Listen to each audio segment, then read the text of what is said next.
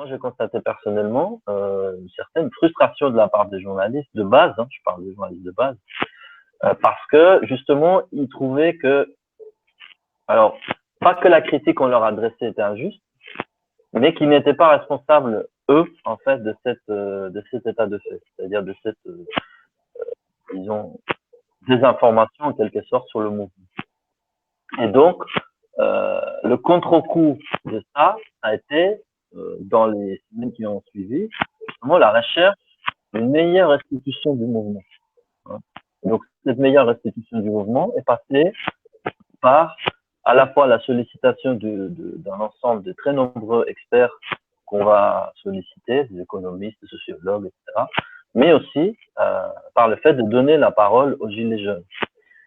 Et ça va se passer dans les médias écrits, c'est ce que nous avons analysé, c'est ce que nous avons montré, mais également, tout le monde se rappelle, ça c'est quand même des souvenirs assez géniaux pour ceux qui ont suivi cette période, et l'irruption des gilets jaunes sur les plateaux télé, où là vous avez des gens, alors il y avait tout un problème aussi de la sélection des représentants des gilets jaunes. Hein.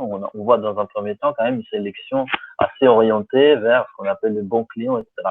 Mais il n'empêche que l'irruption de ces gens-là, c'est-à-dire des travailleurs de base, quoi, des citoyens de base, sur les plateaux de télévision, où ils sont mis face à face, tête à tête, face à des politiciens, des décideurs et des journalistes, c'est quand même un fait relativement révolutionnaire pour la télévision française, puisque ces gens-là, on ne les voit jamais, en tout cas, ils n'ont jamais la parole, notamment en live, c'est-à-dire où ils sont incontrôlables, ils peuvent dire ce qu'ils veulent, hein, sans qu'on puisse leur couper la parole ou monter leur parole. Ça a été quand même un moment assez génial, qui correspond à peu près à la même temporalité. Alors, si on peut mettre un petit bémol par rapport à ça, c'est que, évidemment, les journalistes vont toujours chercher l'histoire, hein, le storytelling, les récits pour rendre les reportages plus sympathiques et tout ça.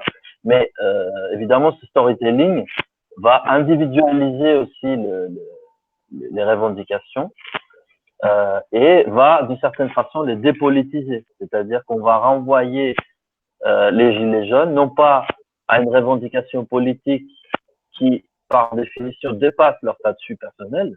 Quand on a une revendication politique, ce n'est pas que pour nous, en fait. Hein.